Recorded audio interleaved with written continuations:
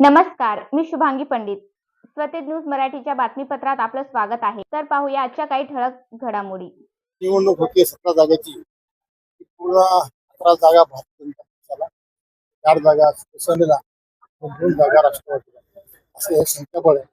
ते संख्याबळ पाहता आम्ही 300च्या पार नांदेडमध्ये आहोत. त्यामुळं निवडणुकीची अडचण नाही. 452 मतदान आहेत टोटल. 452 पैकी 300 पूर्ण 4 तारखेचा वेळ बघूयात ना. आता संध्याकाळी पण फॉर्म भरलाय, काय काय भरलाय. त्यानंतर आमचे ते वरती महाराष्ट्राचे सर्वजण तिघा एकत्र बसणार. देवेंद्र फडणवीस साहेब, शिवसेना शिंदे एकनाथ शिंदे पवार साहेब सर्व एकत्र बसणार. फॉर्म 3 वाजल्यानंतर फॉर्म संपल. तो कुठं कोणाकोणाचे फॉर्म आलेले त्यानंतर कारवाई आजूबाजूला डाव्या दोन्हीकडे आले. अजून वेळ अजून काय होतं काय 4 तारखेच्या पुढे होणार नाही ना. पण ऐकून घ्या, महाराष्ट्रामध्ये 17 पैकी 17 जागा महायुतीच्या नवा वाद नाही आहे. सर्व ठिकाणी समावेश दिलेले आहेत आणि एका एकट्या अमरावतीकर 4 नामांकन होतं त्यावर महाराष्ट्र लेवल काल ही जी यादी जाहीर झालेली आहे पंतप्रधानांवर दाखल झालेली आहे.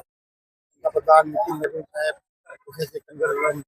शाह साहेब समोर चर्चा होऊन यादी झालेली आहे.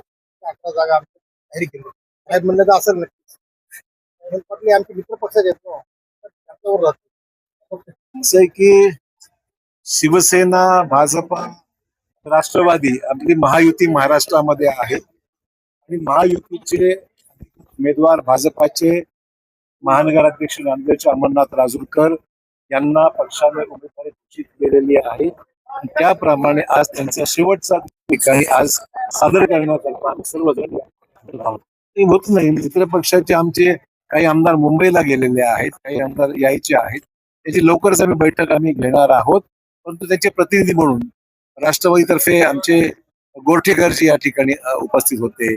त्याचबरोबर आपले आमदार बोंढारकर यांचे चिरंजीव आज कल्याणकरांचा वाढदिवस होळीकरांचा बोलला होता. कल्याणकरांचे चिरंजीव प्रतिनिधी आमचे या ठिकाणी होते. त्यामुळे काही लोक नसेचे प्रतिनिधी या ठिकाणी होते आणि बाकी मग जिल्ह्यातले जे वेगवेगळ्या नगरपालिका महापौर होतं नांदेडच्या, इतरही नगरपालिकेचे अध्यक्ष बरेचसे आले होते. त्यामुळे तिन्ही पक्षाचे संयुक्त उमेदवार असल्यामुळे राज्यामध्ये महायुती आहे. उमेदवारी दाखल करण्याचा शेवटचा दिवस असल्याने अनेक अर्ज येण्याची शक्यता नाकारता येत नाही. पण उमेदवाराला 4 तारीख आहे. उमेदवारी घोषित काल उशिरा झाला असल्यामुळे त्याला माहीत नसल्यामुळे आयोग दाखल केले असेल.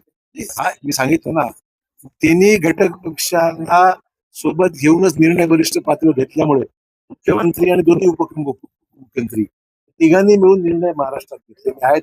त्याप्रमाणे 11 जागा ह्या भाजपाकडे आहेत, 4 जागा शिवसेनेला, 2 जागा राष्ट्रवादीला. असा फॉर्म्युला वरिष्ठ पातळी ठरल्यामुळे तिन्ही पक्षाचे संयुक्त ज्या ठिकाणी आज अर्ज भरले जातील तिन्ही पक्षाचे उमेदवारच राहणार आहेत. त्यात बिंदूळ हो न हो झाली तर आनंदाची गोष्ट, नाही झाली तर मिळायला तयार आहोत. मी सांगितलं ना, आम्हाला अनेक ठिकाणी आम्हाला सदिच्छा देणारे अदृश्य आणि सदृश्य दोन्ही हात आहेत आमच्या बरोबर. निश्चितच आहे, का असं नाही. राज्यात आहे तिथे असणारच, राज्यामध्ये एकत्र आहोत तिथे पण एकत्र राहणार आहोत. आणि MIMशी आम्ही काय बोलणी केली मला माहित नाही ना.